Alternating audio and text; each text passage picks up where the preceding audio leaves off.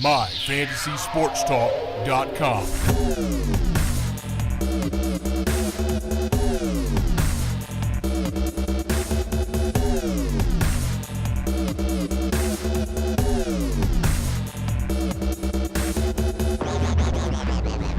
What's up, everybody? Welcome to another edition of My Fantasy Podcast from MyFantasySportsTalk.com.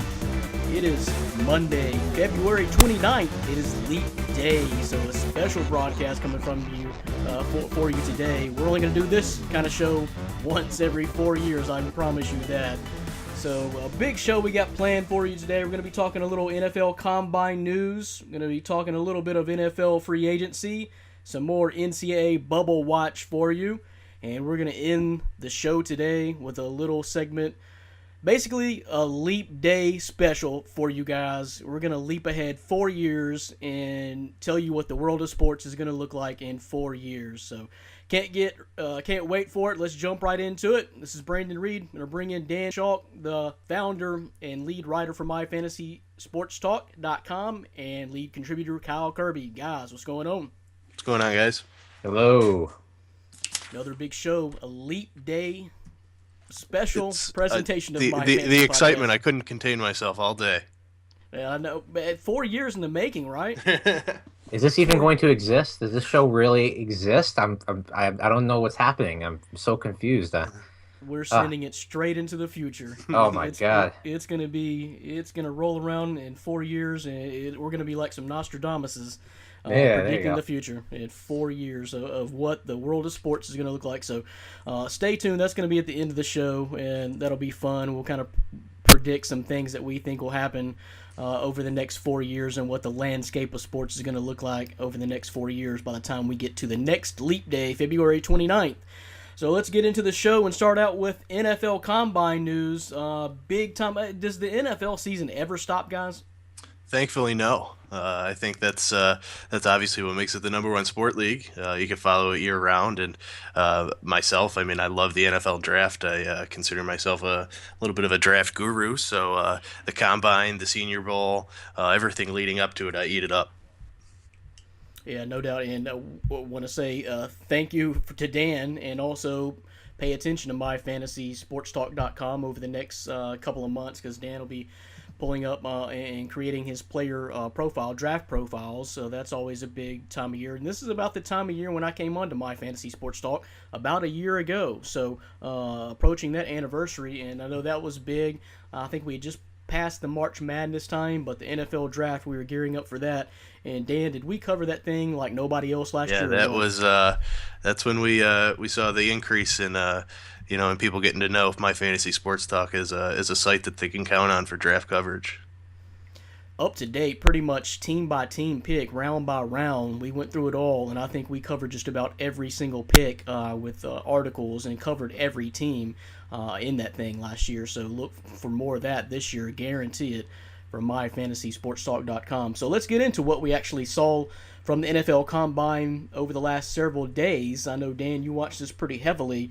And we're going to just talk about some winners and losers of this year's NFL Combine from what we've seen so far. So start us out, Dan. If you had to name one big winner, who you got at the top of your board? The guy who impressed me the most at the Combine was actually Sterling Shepard, the wide receiver from Oklahoma. He ran a 4.48 40. Now Sterling, he's not a big guy. He projects to be more of a slot receiver.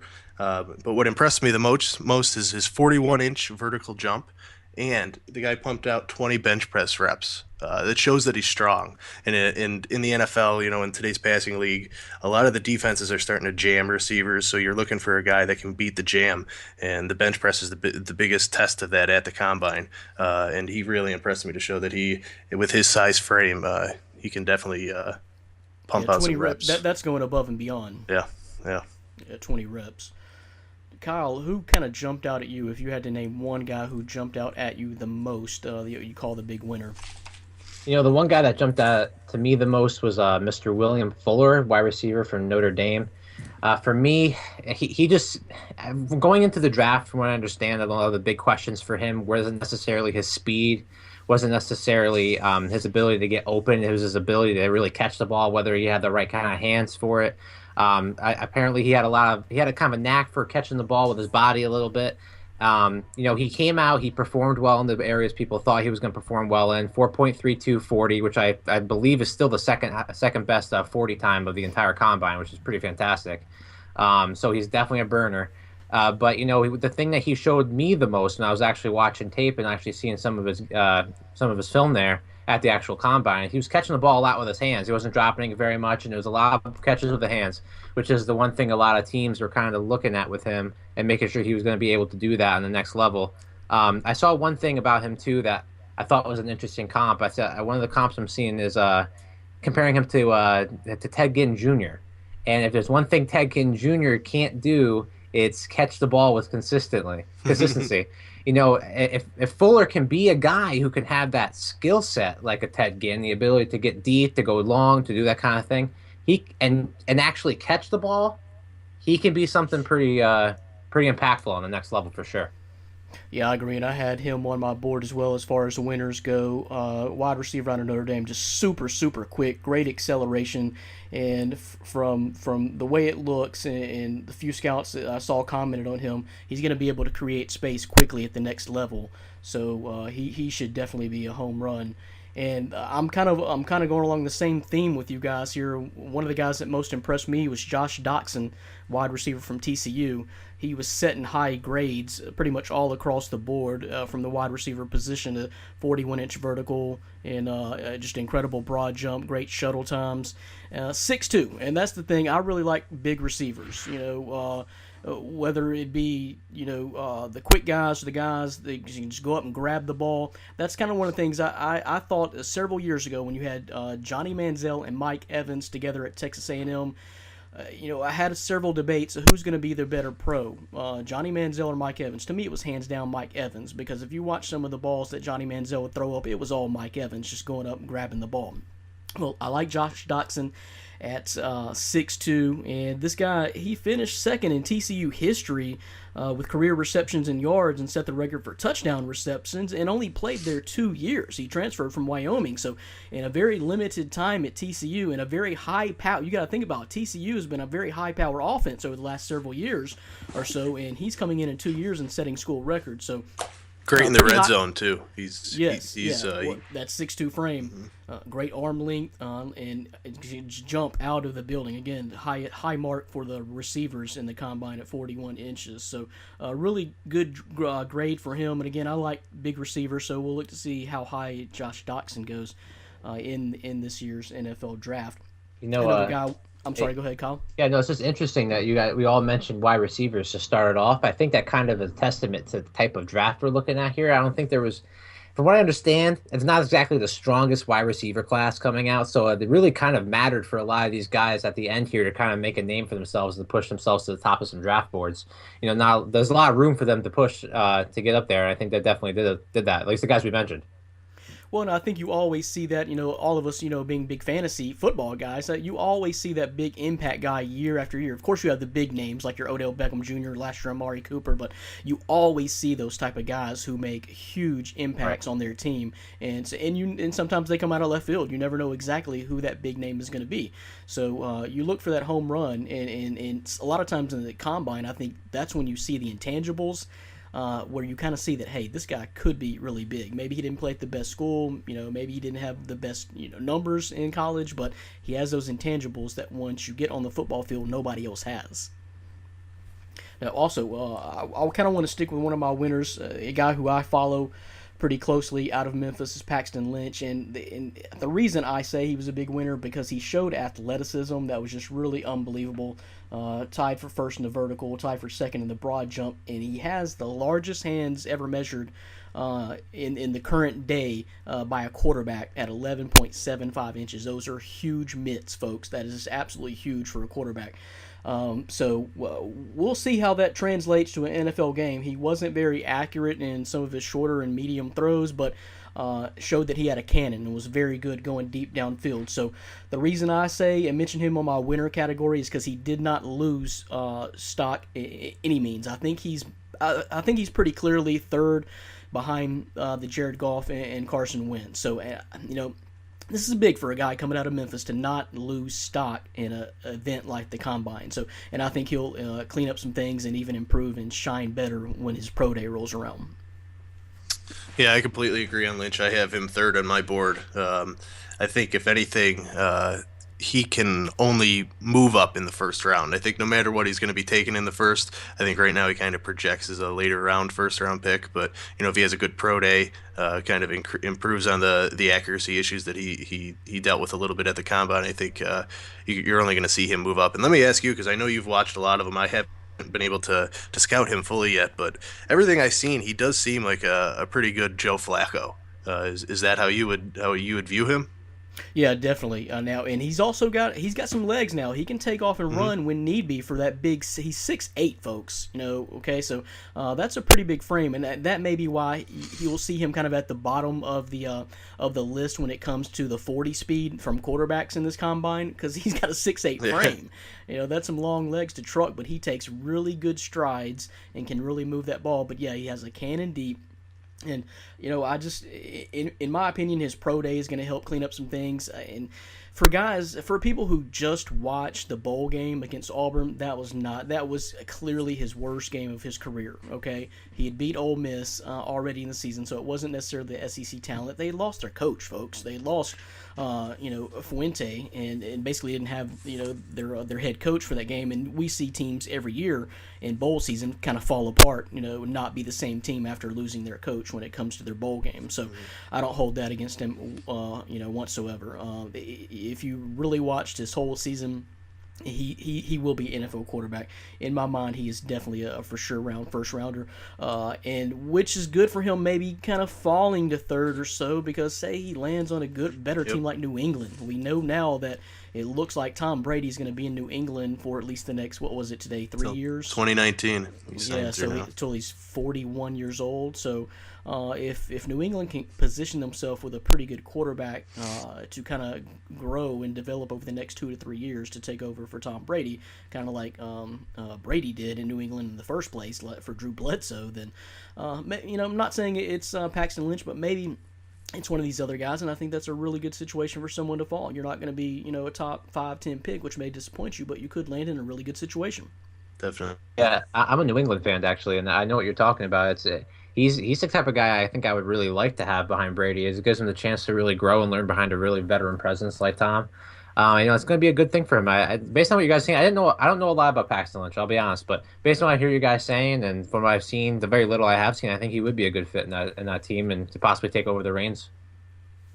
What about Garoppolo? Would you want them to? I've heard that he's on the trading block now that Brady signed that extension. Whatever with the Garoppolo. Oh, you're not a fan? There's nothing about him that excites me. I don't feel like he's going to be the guy that's going to take over this franchise and be the guy to lead New England into many more championships. He's not that guy. I mean, I don't know. No. See, Go ahead, Dan. I liked him coming out of the draft mainly because, he being a Cowboys fan, he went to Eastern Illinois just like Tony Romo. He projected a lot, reminding me a lot of him, and obviously I'm a huge Tony Romo supporter, so I liked what I saw in Garoppolo. Well, and a lot of times it could be the system as opposed to, just pure skill. We've seen that in New England before. But I kind of throw him in the category of Brock Osweiler. You don't really know till he gets a solid chance to actually play. What very little I've seen of Garoppolo. I mean, I like him, but who knows what exactly he's going to be until Tom Brady is no longer in New England and starting. So, like I said, I think Belichick and the Patriots are pretty smart about grooming and developing players.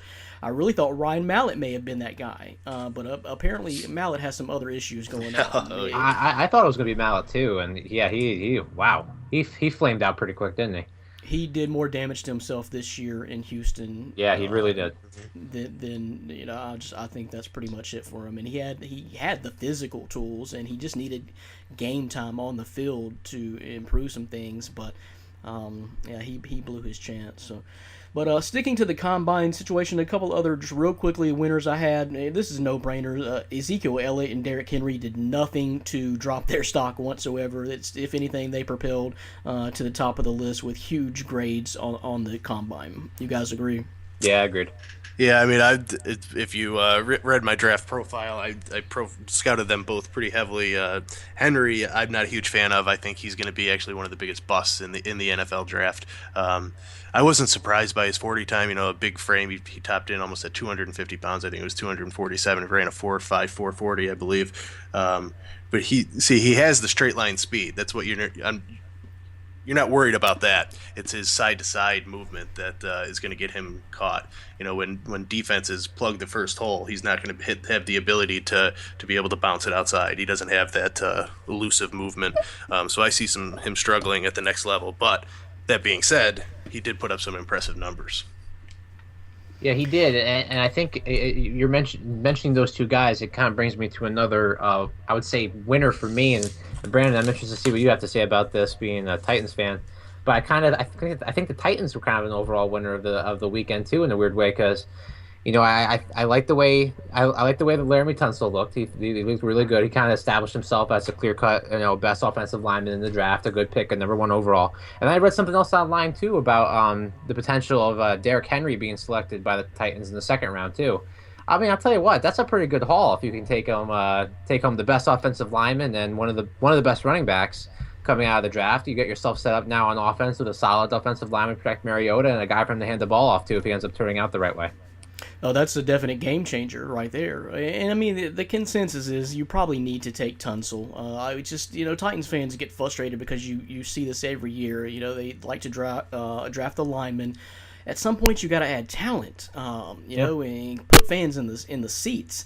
So, but yeah, if that was a possibility, and I'm for that anyway, even if it necessarily is not Henry, I am for go ahead and draft Tunsil. Kind of solidify your offensive line a little bit more. And you got your quarterback, and just get you a good, solid 2nd round running back.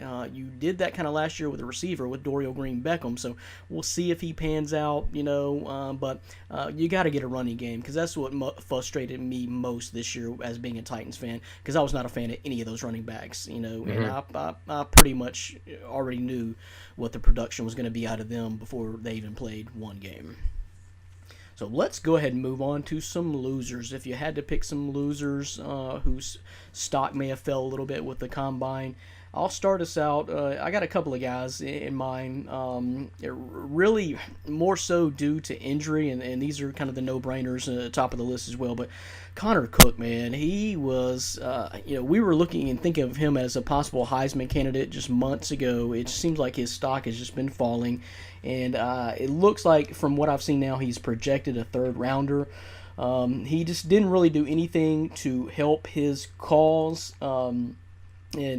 Just not very accurate from what I've seen with pretty much any throw. Dan, did you get a chance to actually see him in action, Connor Cook? Yeah, I wasn't very impressed. And if you listen to the broadcast at all, they talked about how his interviews went, and the big red flag that jumped up is he wasn't a captain for his college team. When you think of the quarterback is the leader. They are the presumed captain of the team. When your teammates don't vote you to be the captain, when you are that presumed leader, that throws up a red flag to me. Yeah, definitely. And so I think he's losing stock. Very quickly losing ground. If you're not, not even talking about the 1st round, possibly not even the 2nd round. He declined to play in the Senior Bowl. Yep, so that hurt him too. Yeah, stock is really dropping. And the other guy is Cardell Jones out of Ohio State. 12 gauge got jammed. He pulled a hamstring running the 40. And that basically prevented him from showing what he can do as a quarterback. So nothing gained there at all. Came in. Let's see. If I'm reading this right, I think he came into the combine about 253, and I was like, man, that sounds a little bit heavy. So if you're talking about a quarterback, that's just my opinion. So I think he was a little bit heavy, strained his hamstring, didn't really get to show anything. I think he'll have a much better pro day though coming up for Ohio State on March 11th. Yeah, he's one of the biggest wild cards in the draft. If he came out previously, last year he could have been a 1st-round pick. But he is a wild card. He needed the combine to show what he could do for scouts, and him pulling this hammy is a big hurt to his draft stock. So who else did you guys have for losers of the combine whose stock may have fell a little bit over the last couple of days? Well, I had the same. I had Cardell Jones as well. So I mean, he's the guy that kind of stood out to me. It's kind of disappointing for a guy I imagine to not be able to show what you can do and dispel doubts when they're there, and you can't even help it. First thing he strains. Is pretty terrible for that guy. The other guy I had too is also related to injury too, and it was Jalen Smith. One of the biggest things that came out, that linebacker from Notre Dame, one of the biggest things that came out from his testing, I guess, was how much nerve damage there was in his knee. Kind of makes a lot of teams kind of hesitate for a little bit there. Not exactly something you want to see from a player you're prospecting. One of the, from what I understand, top 10 overall pick before he got hurt. Really good talent, and to have that happen, there will be a team that'll take a chance on him. There's a chance he comes back and plays really well, but that nerve damage, I mean, just the sound of that. Well, that's something that also doesn't really repair itself over time. Yeah, that's something usually that typically would get worse as time goes on. Yeah, before the injury, he was my number one player in the draft. There you go. Before he played in the Fiesta Bowl, he was my number one player. His speed sideline to sideline is unbelievable, and the injury is devastating. He's known as such a good kid. He has a good head on his shoulders. So this injury is big time for him. I mean, like career costing type of injury, which is just terrible. I mean, to me, I don't think there was a bigger loser. I mean, he's the kind of guy that could still had that chance to get on a team. Okay, so he's got that talent. Maybe his knee gets back, but with that news, it's just like there will be a team to take a chance on him. But there's a very clear story to be told here. When 2 years down the line, that team just gets rid of him because there's just no way he's going to come back from it, and it's very disappointing. Definitely. One loser I had was Vidal Alexander. He's a guard tackle out of LSU. He's on the verge of being a first round pick, but he ran a 5.57 40. And this is a guy who was known for his versatility. As a freshman, he was an All-American at right tackle, and then for his sophomore and junior years, he kicked inside and shown that he was actually probably a better guard than he was a tackle. But then for his senior year, he moved back to tackle and was a first-team All-SEC performer. But he was slow. Even in the drills, his technique was not where it needed to be.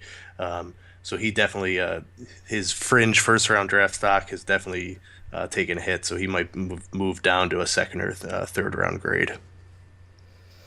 And just jokingly, guys, I got this guy as a winner, Jared Goff, but I'm also putting him in my loser category because if he keeps climbing, he's going to the Cleveland Browns. So that no one wins in that situation. Cleveland.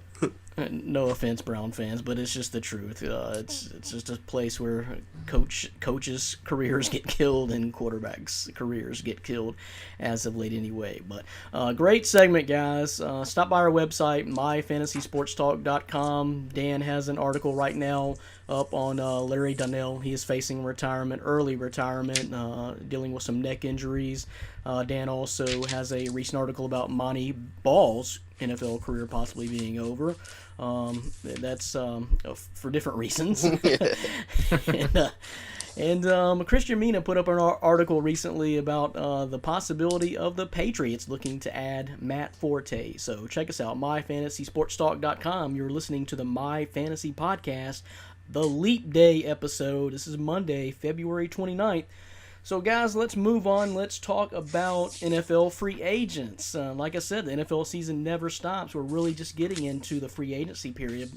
And I think franchise tags have to be decided by tomorrow. So teams will really start moving and shaking and kind of determining what they want to do.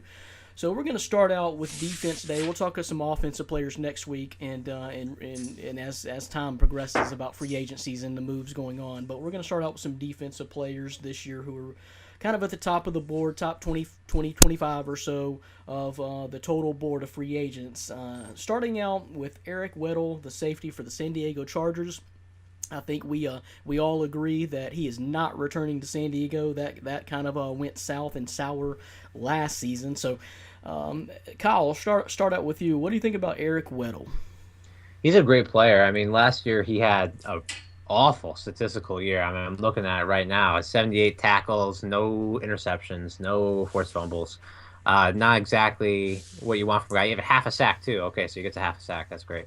But not the best, not the best statistical season of the last year, but traditionally one of the better safeties in the league, if not one of the best safeties in the league.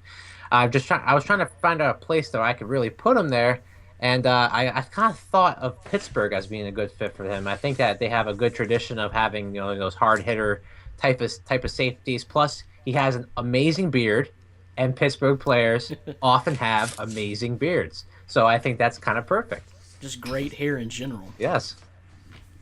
I'm a big fan of Weddle. He might have had a down statistical year, but I think he can be a leader of a defense. I like your Pittsburgh example. He plays a lot like Palomalu. I think he would be a great fit in Jacksonville. Yeah. With Gus Bradley teaming up with Jonathan Cyprian. The GM Dave Caldwell had said once the offseason started that he wants to focus on their defense. That's where they need to improve the most. Why not just spend money for the top safety, one of the top safeties in the league? Yeah, and you mentioned he would bring that veteran presence to that defense that they need. They got a young core on offense, and if they get that nice, they can be good for years to come. They can, yeah, they really can. I like what they're building there. Dan Schalk, the matchmaker, being real specific for you, making matches for Gus Bradley in Jacksonville. Yeah, he's 31 years old.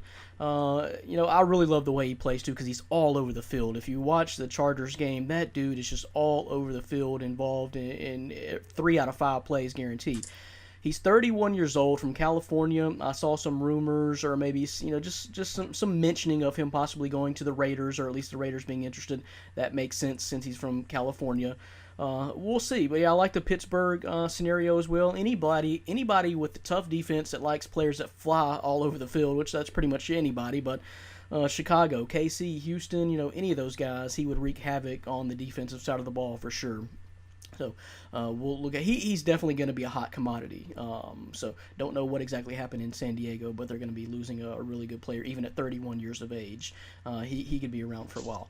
Next up, this one kind of hurts because, man, what a fall. We're going to be talking about a fall from grace in one of the worst senses in historical proportions here. Jason Pierre-Paul, defensive end of the New York Giants. Another relationship that really broke down this offseason, but again, for totally different reasons. Big firework incident, July 4th. His life changed. We have kind of seen reports, and if you've kind of watched on the field here, with that huge cast, whatever that is he's having to wear now, it's hard for him to wrap up guys anymore. Can't really wrap up, make tackles. He's only 27, but I asked you guys, how much money did he lose July 4th, 2015? A ton of money. All the money. I mean, I just don't... Oh, man. He's been the butt of many jokes I have made. He single-handedly cost himself, a big payday single-handedly. You see what I did there? Yeah, that's good. That's good, right? Okay. In Madden, he has all digits, which I don't know if that's just PC or what, but I'd like to see Madden kind of step up their game. That's right. And just have that big club out there. But trust me, I specifically looked to see how many digits he had. Yeah, I mean, he's a good player too. That's the thing that really is disappointing. I mean, he was one of the better edge rushers in the league. Definitely a good defensive end. He can definitely make a difference on defense. If we're going on the theme of trying to put him in a place. The place I would like to see him go, I think, would be Carolina. I think that would be kind of a cool fit for him. I don't know if they can afford him because I get the sense from JPP that he's going to want some money. I'm hoping, because I think him being in Carolina would be a really cool fit. I think that would be a really nice place for him to go. Jared Allen retiring, now you get to replace him with a guy who's definitely better, but who knows about his ability to actually wrap people up, like you said. But I mean, if he's out there for a little bit and no teams are biting because they're worried about the way he, his behavior, his off the field issues, all that kind of stuff, maybe he might sign for a little bit of discount in Carolina, and that could make the Panthers a little bit more of a force there. Yeah, I think the Panthers would be a good fit. Although Coney Ealy is coming up to replace Allen, so they got a nice young stud replacing him.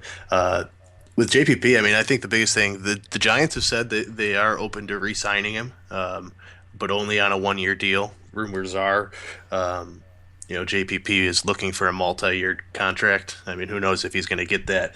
I mean, he came back and played this season, the last few handful of games, and only registered 1 sack. So, handful of games. Stat-wise, it didn't come up this year. I mean, I would like to see him with the Colts. Yeah. They need some defensive line help. They need just defensive help. So I think he could be kind of be the next Dwight Freeney there. Even if they are running that 3-4 defense, he can outside linebacker, pass rush specialist, just use him on certain downs. But I think he would make a good fit there. Something that, and maybe I'm totally off base here, but something that concerns me with future negotiations of JPP and his agent, I think they may have already got done some filling out process, because the lawsuit with is it ESPN and Schefter, is that right? Mm-hmm. Yeah. It seems like he's out for money now. And maybe that means him and his agent have found out that he's not going to be worth. I know he is going to think he is worth a certain amount, and quite honestly, 10 months ago he was, but I don't know that that's the case now. So I don't know that anybody is going to be giving him a big payday, and so maybe that leads to some of this lawsuit nonsense, and it could be a sad fall, honestly, from a guy who, again, 10 months ago, like Kyle said, was one of the best edge rushers in the game, hand down. So let's move on. Janoris Jenkins, cornerback from the LA Rams, moving from St. Louis. What do we think about Janoris Jenkins? What's going on in LA? I think if I were the Rams, the smart decision would be do whatever you can to re-sign him. Although he's not talked about, he doesn't get the press that a Darrelle Revis or a Josh Norman has received. He is the type of a shutdown corner, and if you can lock him up, I would do it. And it just recently came out that he's not happy with his negotiations with the Rams as well. Yeah, I've from what I've heard is they're shortchanging him a little bit. They're actually looking to franchise tag Trumaine Johnson, the opposite cornerback. So that's probably not. Although nobody really wants the franchise tag, you're guaranteed so much money, and they're putting that emphasis on the other corner besides Janoris. But Dan, do you maybe think that might be good for Jenkins? Maybe they're going to tag Johnson and with the intention of signing Jenkins to a pretty lofty contract. That is definitely true. I think that's a great point. But him not being happy with those negotiations is a good sign that they are trying to probably shortchange him a little bit. Yep, that's true. Kyle, what you think? Yeah, no, I'm with Dan. I think you gotta try to keep him if you can, if you're the Rams. Plus, I think I remember too, one of the not so talked about aspect when it comes to Rams negotiations. They're going to L.A. I mean, you gotta keep some good players with a move like that. You're gonna be trying to get this new city excited about your football team coming there. Todd Gurley is great. That's awesome, but you gotta keep some other good players on there too to really kind of cement yourself as a staple there in Los Angeles sports scene. It's important for them to try to keep him. If they don't keep him, I'd like to see him go to New England. I think that'd be a good place for him. I mean, they definitely need the corner help, and I think that'd be a nice little spot for Jenkins to end up. He, like Dan said, he's one of those underrated guys. He kind of a do everything type of corner. I mean, he definitely would be a good fit there. But if they're crazy if they don't keep him. If I'm Los Angeles, I'd be remiss if I didn't keep that guy. And they did just clear up some cap room. I think they just cleared up, $25 million by cutting Chris Long and a few others. So they do have the cap space now. Yeah, they did, and which kind of further leads me to believe that maybe they are making room to sign Jenkins to a contract. You go ahead and tag Johnson. They recently cut Jared Cook, James Laurinaitis, and Chris Long, as Dan just said. So you freed up some money there, and I would like to keep that young defensive core together again as well. I mean, you're going to have to do something. The offense, to me, I mean, you mentioned Todd Gurley, Kyle, but their offense is pretty much a bunch of blah to me. Right yeah, now. It really is. I don't even know who's playing quarterback at this point. So, and you're moving to LA, which is going to be an attractive place, I would think, for future prospects and free agents to come. And I would like to see that defensive core together. Now, he's actually from Florida. Janoris Jenkins is from Florida, so you always got to think about that. Maybe he goes to Miami, Tampa Bay, Jacksonville if he's looking to leave. And I also saw something today about Pernell McPhee possibly trying to recruit him to Chicago. So if he's not happy with LA, that's one thing. Or the Rams, I'm sorry, LA Rams. If he's not happy with them, that's one thing. I'm not sure there's anything you can do to repair that situation. But a lot of teams would be courting Janoris Jenkins, I think, for sure. Lastly, on this free agent list today, on the defensive side, Danny Trevathan, linebacker, Denver. I'll start out with this one, guys. I mean, he's a key part to the NFL's leading defense. Do they want to remain the NFL's leading defense? You're going to have to keep some of these guys, but I'm not sure how you do that. Von Miller, DeMarcus Ware, Brandon Marshall, Chris Harris Jr., TJ Ward, Aqib Talib. Man, that's just a few of their guys, and those guys all want to be paid. How do you do that? If all the guys I just named, Danny Trevathan, where do you rank him? Dan, where do you rank him among all those guys? Do you think he is more of the expendable piece if you're talking about all those guys and they all want to get paid? Yeah, he's already gone. I think there's no way the Broncos keep him. Malik Jackson's another one on that defense who is going to supposedly command $10 million a year. So John Elway has some decisions to make. I definitely think letting Trevathan walk is the smartest of them. A team like the Falcons, I see as a good fit for Trevathan. They need a outside linebacker. They just cut Justin Durant earlier a few days ago, so they have that spot available, and I think he would be a good fit on that up and coming defense. Yep, I was about to say a growing defense. They're getting a lot better there under Dan Quinn. Yeah, no, I'm with you guys. He's gone. I just don't see how you can keep all those guys, which is disappointing if you're a Bronco fan. But this is the way the NFL works. I mean, you got guys like that. You get them on these good contracts. They play well, and this is what happens. Guys need to get paid. I kind of like the idea of him going to the Packers. Even I think that would kind of be a good place. I'm not sure if they could afford paying Clay Matthews and Danny Trevathan, but they definitely need some help at the linebacking core. I think that'd be a nice fit for him. Good stuff, and more to come over the next several weeks as the NFL is being reshaped and will be reshaped right in front of our eyes over the next several months. So stay with us, myfantasysportstalk.com. You're listening to the My Fantasy Podcast. This is Brandon Reed along with Dan Schalk and Kyle Kirby. We're going to transition from the NFL to the NCAA. Some more Bubble Watch for you. And we're going to concentrate this week on the Pac-12 and the Big Ten. A couple of teams out of the Pac-12 we're going to keep an eye on and kind of go around and talk about this week. That might be sitting on the bubble is USC and Oregon State. USC has a pretty good record right now, 19-10. No bad losses I saw except for Monmouth. I'm not sure that first of all, I'm not sure I pronounced that school right, and number two, I'm not even sure how that happened on that night that they lost to Monmouth. And so that was crazy. But anyway, 8-8 in the Pac-12. The problem is, that's with a 3-game losing streak, so kind of going the wrong way here. They are trying to play themselves in the NIT, and they finish with the 2 Oregon schools. So, but I do like their big guy, Jovanovic, and they're scoring 81 points a game, so they like to get up and down the floor a lot. They just aren't finishing. They may miss out this year, which, that's, I'm not sure that they're going to have enough on their resume to get them in the tournament this year. As of right now, I'm saying that USC is out. I'm with you. I have them out. Like you said, they're on a little bit of a losing streak. They lost 5 of 6. They're just a little bit too young now. I know Andy Enfield, who a lot of March Madness fans might know, brought Florida Gulf Coast into the Sweet 16 a few years ago. He's now coaching USC, so he's done a good job recruiting. When he took over that job, they were in rough shape. Definitely the bottom of the Pac-12, so he's brought them up. I think they're just 1 year ahead of schedule, so I don't think they're going to make it this year, but they have bright future.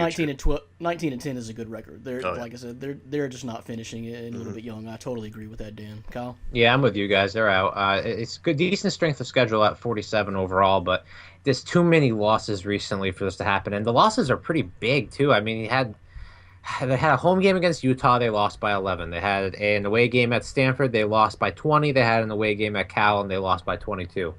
That's pretty bad, especially that leaves a lingering bad taste in your mouth if you're trying to think about putting this team in the tournament. Yeah, right. It's just like, what is the team going to be able to do? Are we going to put them in the tournament and they're going to get blown out in the first round? That's not going to be good for the tournament at all. And they could lose to Oregon State. They could lose to Oregon. I mean, I think they will probably lose to Oregon. I mean, if they lose to Oregon State, that's what, 1, 2, 3, 4. That's 6 losses or 7 losses of the past 8. That's enough. That's enough to keep you out. They're not in. Yeah, I agree. We all agree on that. They're out, and that USC Oregon State game may pretty much essentially be an elimination game. I think Oregon State has a little bit better chance to bounce out of that if they were to lose that game than USC would. I think if USC loses that game to Oregon State, then they are definitely done. But speaking of Oregon State, they're next up on the board, 17-10 overall. Again, 8-8 in the Pac-12, so they're playing 50-50 ball there. With a pretty difficult schedule. I like their schedule, pretty good RPI and strength of schedule. Who doesn't love Gary Payton Jr.? Put on the show over this weekend. And the truth is, though, they're just an average team. They're going to play USC. Again, that's coming up Wednesday night. Loser, I think, is just about for sure out. I do like Oregon State in this game, though. They beat USC last time by 15, so that's pretty much why I like them in this game. And if they win, they'll have a shot. But again, right now, 17-10, 8-8 in the Pac-12. I'm saying Oregon State is out, and I hate that because Gary Payton Jr. again is one of those players that I'd like to see. We talked about Ben Simmons last week, and some of the guys you would just love to see in the tournament. Gary Payton Jr. is another one of those guys, but just like LSU, I don't think they're going to make it. Yeah, I actually have Oregon State in. I think the committee will look at that number one strength of schedule in the nation, and they're going to go with it. I mean, Oregon State, they're obviously, like you said, they're led by the Glove Jr., and he's more than just a great ball player. He's the leader of the team, and they thrive off his energy. I love watching Oregon State play. So I think they'll probably get a win in the Pac-12 conference tournament. But besides that, I think that would do it. But with the number one strength of schedule, I think the committee will roll with them. Yeah, I got them in too. They have 2 road games to finish off the season here, which is definitely a little bit worrisome. But I have them beating USC, which I think will be enough to get them in. So, I got them in. And we mentioned before last week of Ben Simmons, just not to keep harping on what you guys already mentioned, but big name players are the type of guys that make a lot of sense in the tournament. They want to see those guys, and they're going to be the ones to get people turning on their TVs. I hope I'm wrong. I hope they're in. Would love to see that. Next up is Colorado, 21-9, 10-7 in the Pac-12. So out of those 3 teams, they have the better conference resume, and the schedule is not bad. I know this is going to be Dan's wheelhouse for sure. This is his team. But before beating Arizona last week, I don't really think they had any big resume wins. They had an 11-game winning streak going on earlier in the year. But they didn't really play a whole lot of anybody.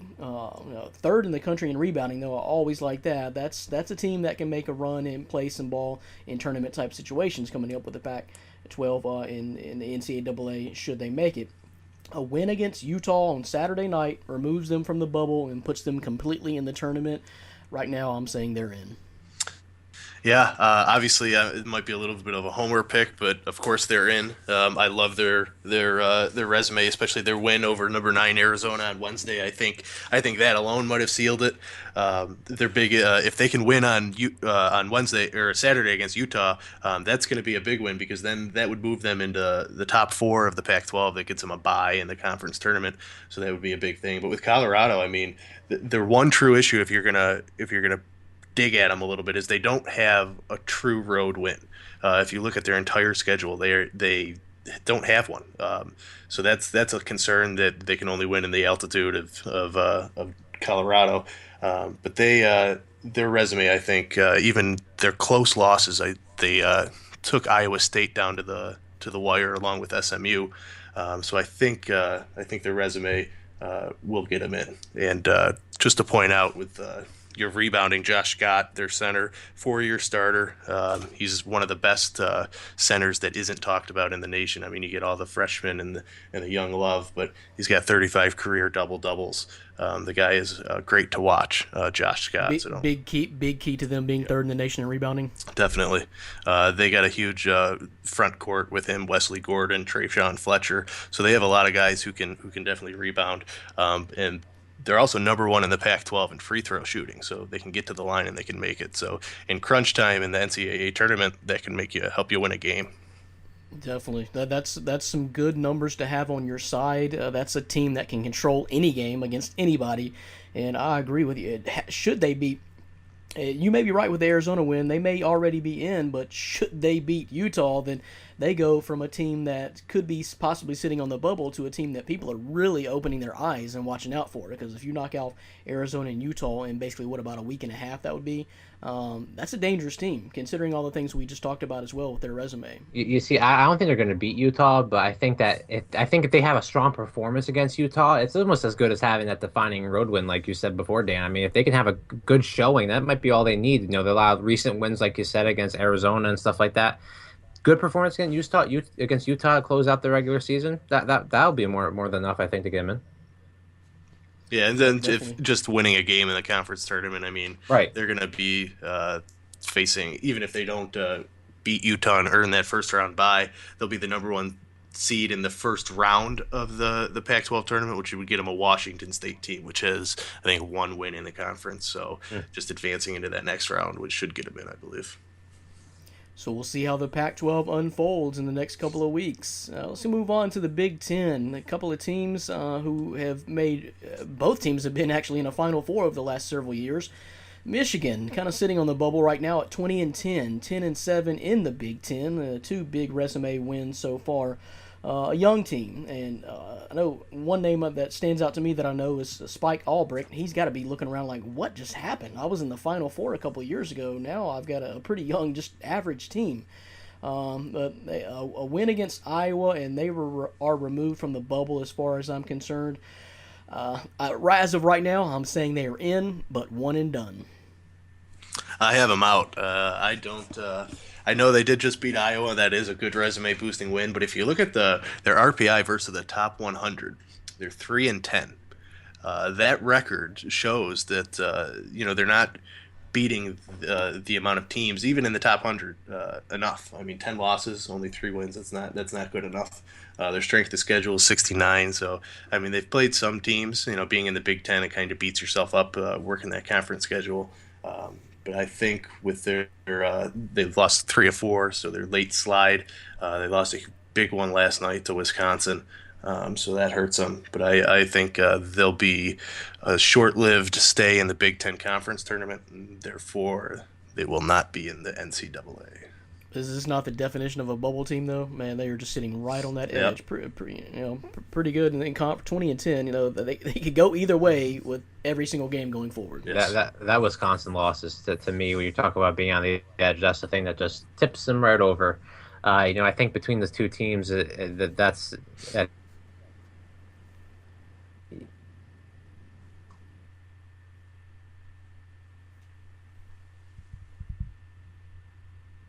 I mean, you see a lot of these teams, and these are another one of those schools where I was talking about last week, too, of the concept of these big-name schools and having a little bit of cred like that. Michigan's one of those schools for sure, especially with recent success, but I don't know. I just don't see it.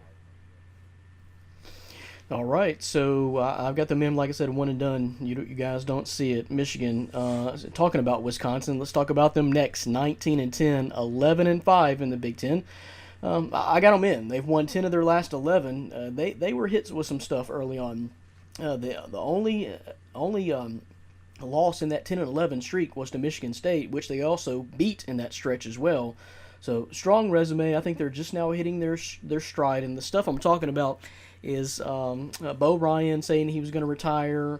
Then kind of retracting on that, then retiring in the middle of the season. It came out that their assistant coach, Greg Gard, had been dealing with some stuff with his father, so it just wasn't the right time for Bo to step down, and unfortunately Greg Gard's father did die, and the team, they kind of put that behind them, so I think 10 of their last 11 kind of shows that they're finally hitting their stride, and they've kind of got some of the emotional stuff behind them. Now they're playing probably for Bo Ryan, Greg Gard, and his father.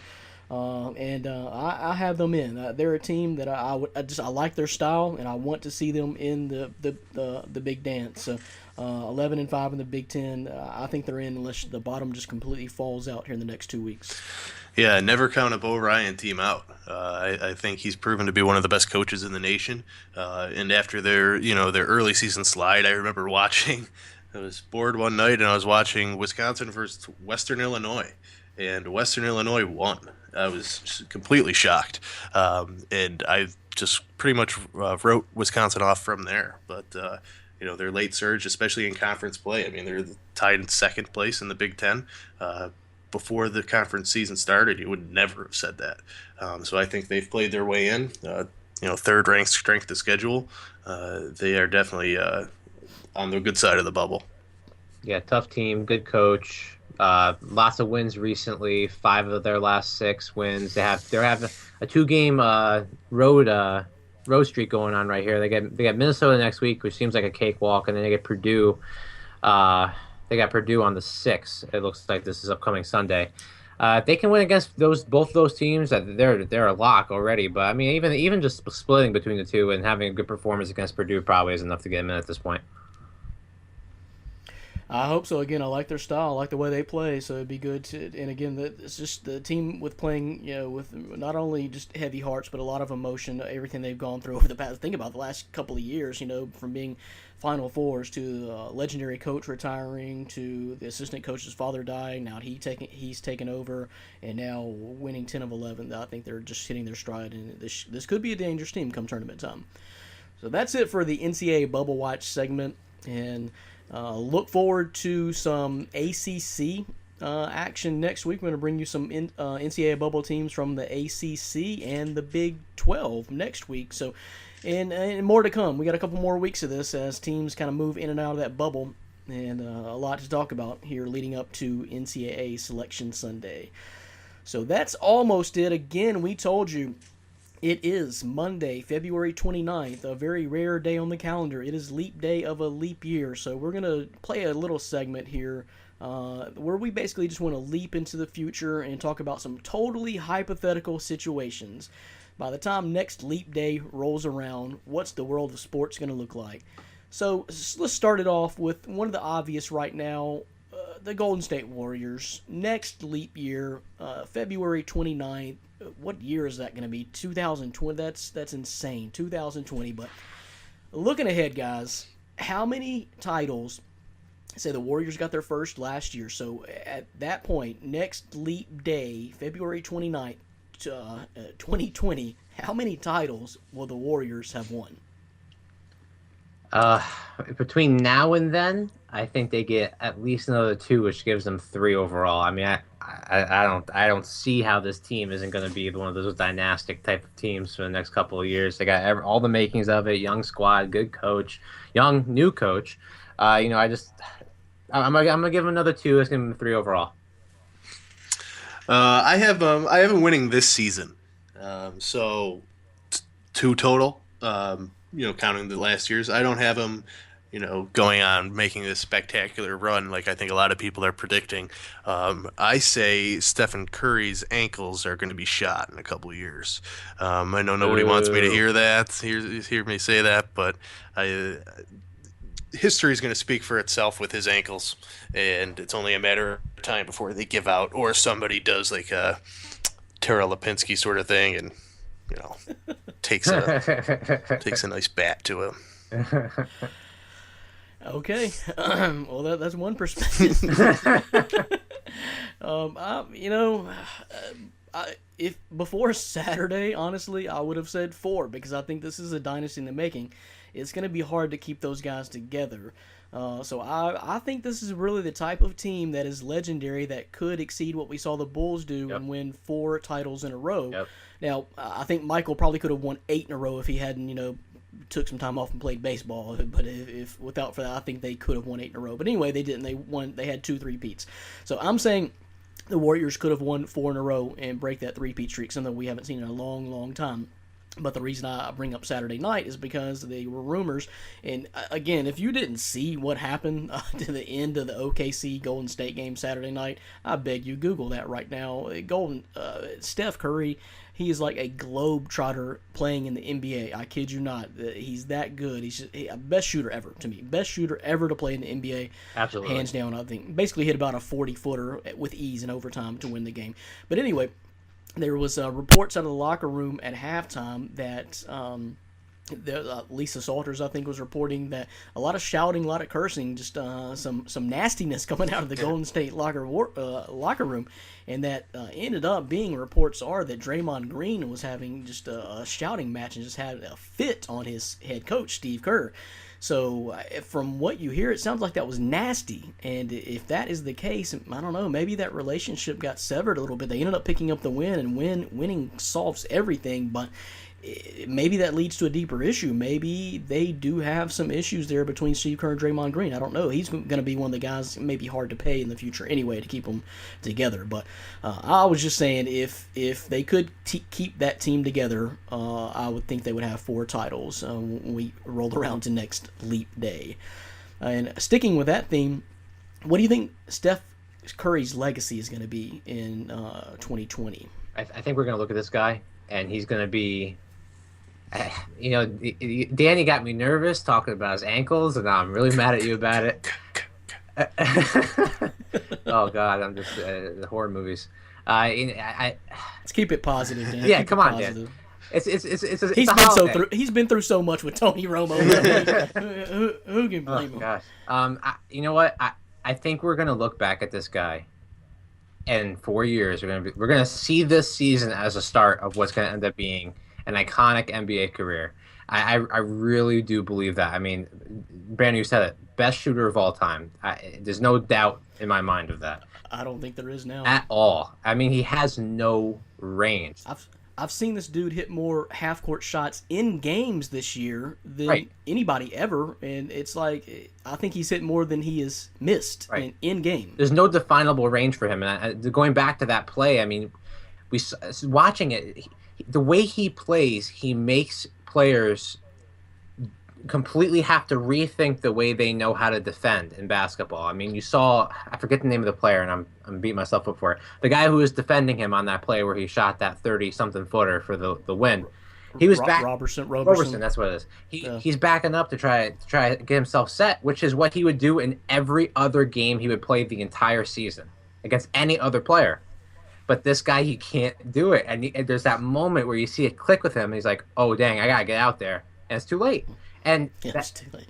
If Steph can, if he can sustain this level of success, which that might be debatable, but I think kind of a jump shot is something that's not going to leave him. If he can sustain this level of success, he's going to be an all-timer. All right, here's the headline. February 29th, 2020. Steph Curry, he could have been the greatest.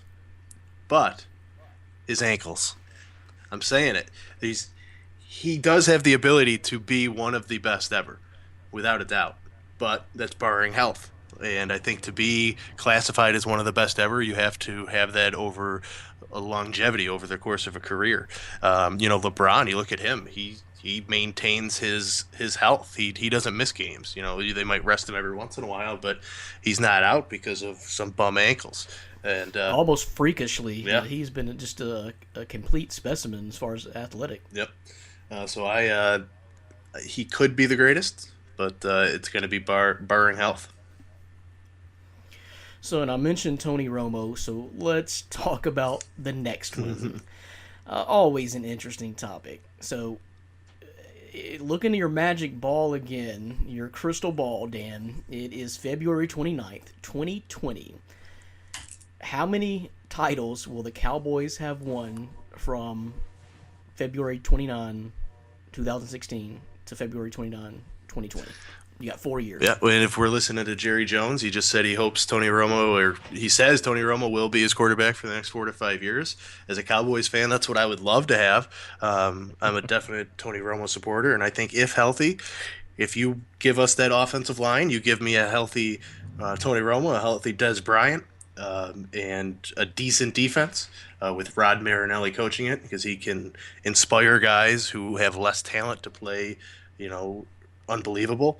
I would say we at least have one, and I would lean towards 2. I do believe Tony Romo will end up hoisting that trophy, and it will be so sweet when he does. I'm getting the shakes right now just thinking about it. All the haters and everything. It would be over, and I do believe that will happen over the next 4 years. What a Cowboys answer to that question, I'll tell you. I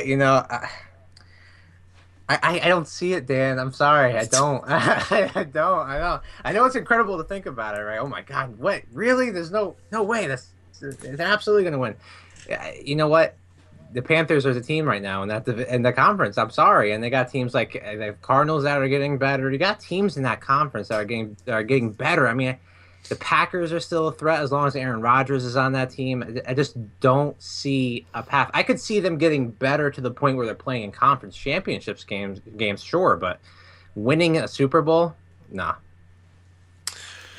Yeah, I mean, I think a lot of it is going to be how they draft. I mean, it's going to be defense. They're going to have to look for defense. I know a lot of people want the fourth round pick or fourth overall pick to be a quarterback, Tony Romo's successor. But if they can stick to defense, get impact players, they have the talent to make it. And I cannot wait to hear Brandon's thoughts. I know he's. Oh, you're gonna love it. You're gonna love it. Logic tells me to be with Kyle here. Okay, logic tells me to be with Kyle.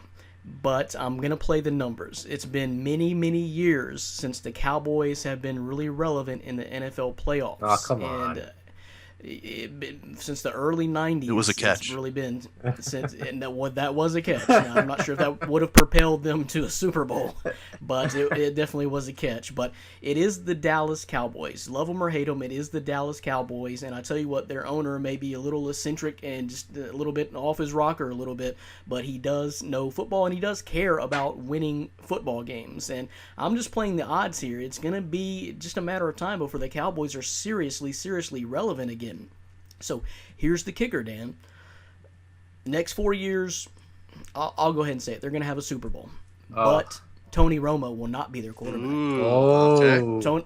Tony Romo will not be the starter in the Super Bowl in which they win.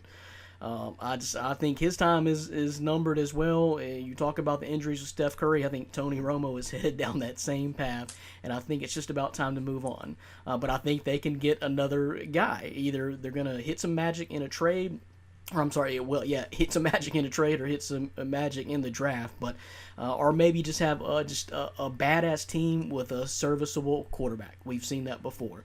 But Kyle is right with as far as stacking the deck, with Carolina going to be good for a while, Aaron Rodgers going to be good for a while. But I'm just going out there on a limb because I think it's just a matter of time. It is the Cowboys. They got to eventually be relevant again in the playoffs. We're not talking about the Cleveland Browns. We're not talking about the Detroit Lions. We're talking about the Dallas Cowboys. So their time will come, but not with Tony Romo under center. Let's stick to the football theme. Will Cam Newton have a title looking ahead? 4 years. Will he have got one? Yeah, I'm going on Cam. I definitely think he will, especially if we're talking about the span of 4 years. I think they could get it next year. The team that stopped them this year is a team that's no longer going to have Peyton Manning to rally behind. Not that he really helped all that much, but we just talked about a little bit before with Trevathan. I mean, there's going to be some guys who are going to lose on defense. I mean, I think the Panthers got to be your favorite going into next season, and that's enough for me. He's going to get better. I mean, he had a rough end to that season with everything that happened with the press conference. He's going to have to hear a lot about his attitude over the offseason going into next year. But you know what? I think this is going to be better because this was the season of Cam. I think next year he's still going to do the same stuff, but no one's really going to care about it all that much anymore. And I think that'll end up being good for him and the team. I think they're going to end up getting back to the Super Bowl next year. I have them actually winning next year overall. So, I think they're going to have it the next 4 years. I think they're going to have it next year. If they're going to have to do it next year, if they're going to. The salary cap is going to catch up to them. I mean, they have some players to pay. Obviously you're going to have Josh Norman this year. Kawan Short will probably demand the largest defensive lineman contract in history. I think he's that good. You're going to have to pay Kelvin Benjamin. You're going to have to pay Coney Ely when he comes due in 2 years. So I think if they don't do it next year, they're not going to have the talent on that defense. And I think ultimately their defense is the reason why they were so successful. I mean, you do have Cam, but I don't see him. I think we saw his whole meltdown and what on the big stage. I know that was his first loss and how he handled it, but I don't see him as a Super Bowl winning quarterback. In their offensive line, I mean, I think they struck gold a little bit this year with Michael Orr staying healthy and playing well, but their offensive line in previous seasons was dreadful. So I don't see, if they don't do it in 2016, when they will do it. Yeah, I'm kind of in between you guys. I think they got a 2-year window. I really like what Cam did with not a whole lot of offensive pieces around him. The guys that, everyone stepped up, but, the last couple of years you saw piece after piece from the Carolina Panthers walk out the door. And, starting with Steve Smith, it seems like. But, he did it with some very good average offensive talent. The defense is going to be the key. If they keep that defense together for 2 to 3 years, I think that is their window. I don't think we're looking at a dynasty type run, and I kind of agree with both of you guys as far as Cam. Yeah, I think he's a winner. He was a proven winner. Didn't handle himself well in that Super Bowl, and we'll see how he bounces back mentally next year if he's ready. Because they went 15-1. Can you bounce back mentally and keep that up and erase that and start a new season over and try to win a Super Bowl? I don't know. We'll see. But yeah, I think a 2-year window there for Cam. Kind of that same theme. LeBron James. We hadn't talked about this one yet, have we, guys? LeBron James. Nope. Title to Cleveland. What's the chances? Next 4 years. 2020, February 29th, 2020. Will there be a NBA title in Cleveland? I would like to say yes. Being love to see Cleveland finally win a title. I would love to see LeBron bring it home. But if you look at the NBA landscape, I think it's going to be hard to say that they will. Obviously, you have the Warriors to contend with, but ultimately, the way I see the NBA working out is the Lakers are going to get the number 1 pick. They're going to get Ben Simmons. Russell Westbrook will be a free agent. They're going to get him. So the Lakers are actually going to be one of the dominant teams in the next few years. So I think, LeBron is going to be left out just like he has been, the last few times he's taken Cleveland to the finals. Yeah, he's aging too. Although still sharp right now, but he is definitely getting on up there. He's played a lot of basketball on those legs. Yeah, that's the thing for me too. It's that's a big part of it. I still don't see many teams in the East really competing with them all that much, which will definitely help. I mean, as long as you can get there, you're always going to have a chance. So it's hard for me to say are they not going to get it done in the next 4 years, because I can't see in the next 4 years any other team in the East, with the exception of maybe the Celtics, if they can get some things going here and really put together a nice squad around, and they have the good coach there and Brad Stevens. But that's what LeBron does, though. He gets you to the NBA Finals. Right. Say they're going to make it this year. How many is that in a row? 6, 7, 8 NBA Finals for him in a row. Right, and that's incredible. Right, and Dan, you were saying before about Steph Curry. All it takes is one little ankle, and that's all it takes. I hate to see that happen. If I'm going to make a prediction, I'm going to say no, because I don't like to do the idea of I'm going to project injury as a way of deciding how I'm going to determine. Well, that's the best part. I know, but that's completely up in the air. That could happen to any player anytime. So for me, I'm going to go with how I project things going based on things that are in the control of the actual teams. I don't see again, Spurs. You said the Lakers. That's a very good point. Thunder, if they're able to keep those players. And the Warriors. Those are 4 teams already right there that we mentioned. Plus, there's always potential for some other teams. Maybe the Rockets get their stuff together and they start playing better. Who knows? They get rid of Dwight and they get some other pieces in there around Harden. They can start playing better. I don't see a lot. I don't see the Cavs really making a stance against any of those teams. But if you can get there, that's all it takes. I'm going to say in 4 years they will, because I think they're going to be all in. I think they're already all in now, but I think they're just going to be completely all in for a LeBron James Cleveland Cavaliers title within 4 years. They got a tough road, though, to get through Golden State if Golden State stays remotely what they are. And in the East, I agree. I'm not sure I see anyone really building a team that's going to be able to knock off the Cavaliers' chances of getting to the NBA Finals in the next 2 to 3 years. We'll see what Phil Jackson does in New York, but as of now, I just don't see it. I don't see Toronto as that team. I like the Celtics. I think they Celtics, can put a dent in. They're a young team that's up and coming. If they make it, they need a big man. They need another piece. They need that one true star, I think. They're going to have to get some guys to agree to come to Boston. And Boston's a good place to play. They got deep history. Yeah, come on. Yeah, it happens. I thought they had a really good team. They did have a good team, solid team with Paul Pierce and Antoine Walker all those years. They just couldn't propel them to the next level. And, lo and behold, you really shake things up with some major trades, bring in Kevin Garnett and Ray Allen, and you got a championship. So that could always happen, but that could be exactly what Cleveland does in 3 to 4 years. You just don't know. I think Popovich is almost done. I think you're about to see the end of the San Antonio Spurs reign, because I think they've really been holding on with Tim Duncan and Greg Popovich. I think Popovich is not long in the coaching ranks as well, and I think they're going to be done. That sucks. Oklahoma City, it does. We've seen it for a long time, though. They really kind of stepped on the scene in the late 90s, and they made quite a run of about 18, 20 years here. And OKC, with that being a small market, I'm just not sure you're going to be able to keep that consistency of what you got with those superstars. They kind of struck gold too. I mean, they drafted some good guys, and I think their biggest mistake was letting Harden go.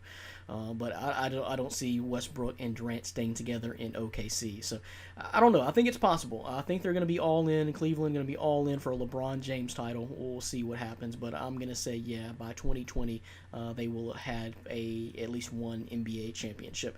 And let's close this fun segment out with a fun topic. The lovable losers. The Chicago Cubs. In case you don't know, folks, they are the Vegas odds-on favorite to win the World Series this year. So, what about the Cubs? I'm giving them 4 years. They don't even have to do it this year, Dan. I'm giving them 4 years. Will the Chicago Cubs have a World Series championship by 2020? You know the significance of that? How many years has it been, Dan? Wasn't it 1908, I think, was the last time. So, a long time. 109 years. So 2020. Yeah. So I would love to see them. I think they definitely have the young talent to do so. I say they do win at least one. Being an Astros fan in the American League, they're accruing some nice young talent too. So I think they're both on pace to meet each other a couple times over the next few years. But if you look at the Cubs roster, I mean, they are built. I love what Theo Epstein is doing when he came over from Boston, just how he started accruing the young talent. I mean, their batting order is loaded top to bottom with people who can hit with power, but they're all under the age of 26. I mean, they really don't have many aging veterans, and if they can just get a couple young pitchers, I know they have some veterans right now in John Lester and John Lackey, but I think they'll need to add one more arm, a younger arm, to kind of be the workhorse of that rotation. But I can definitely see them taking home at least one series, ending the curse. Yeah, baseball is my weakest sport. I don't know a ton about it. Dan kind of, took care of all that. I'm going to keep it short and simple. The Cubs are going to win because Back to the Future told me they would. and that's all I need. There you go. Although they missed it by a year, if it is going to be this close year, enough. they did right? miss it. Yeah, it is. That's amazing. That is amazing. And the reason I say yes is because Dan hit on it. I really like Theo Epstein, and he's pretty much doing the same thing that he did. Boston was the other lovable losers. If you remember, it took them forever. And they were, if Chicago was one in the lovable losers list, then Boston was number 2 for sure, dealing with some curses of their own. So Theo Epstein, I like what he's going on. Dan mentioned it. All the players are young. They made some good moves over the last couple of years to get themselves in position. I think this is a great place for Theo Epstein to let his magic shine. And I think the major leagues are maybe going through a little bit of a transitional period right now, as Dan also mentioned. Houston coming up, but it's going to be right for the picking for Chicago to step in there and do something. And giving them 4 years, as long as Epstein is their GM, what title does he have? President. President. Then I totally have faith in them for him to get the job done in Chicago. So I'm going to say yeah, and Back to the Future was right. So that is your bonus segment on this bonus day, February 29th. It is Leap Day. So appreciate you for listening to the podcast. This has been My Fantasy Podcast from MyFantasySportsTalk.com. Join us on Facebook. Come to the site regularly. Going to have a lot of NFL draft news coming up. And check out the podcast. We have a new Dan. Talk real quickly about we've launched a podcast Facebook page as well. Yep. Just to stay up to date with our podcast and submit questions to us if you have any. We have a new Facebook page. Just the My Fantasy Podcast. Search us on Facebook. Like the page. You'll stay up to date with everything that we have happening. And of course, like the My Fantasy Sports Talk page on Facebook too. And just a lot going on with the podcast kicking off. Our entertainment section is really kicking off as well on the website. So your stop for total entertainment in sports fantasy news, entertainment, movies, music, everything. MyFantasySportsTalk.com. This has been the My Fantasy Podcast. Thanks for listening. For Dan Chalk and Kyle Kirby, this is Brandon Reed. We'll see you next time. MyFantasySportsTalk.com.